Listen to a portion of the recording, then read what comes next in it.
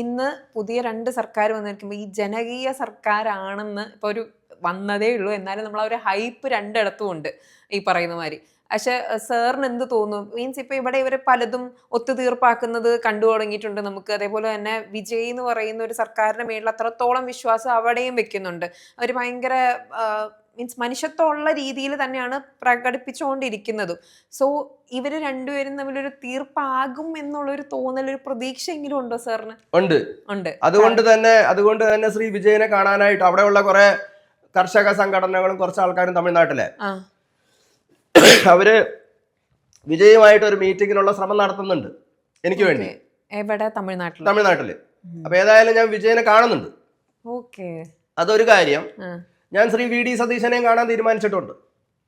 പറവൂരത്തെ municipal chairman അതിനു വേണ്ടിയുള്ള ശ്രമങ്ങൾ ആരംഭിച്ചിട്ടുണ്ട്. അപ്പൊ ഈ ബജറ്റ്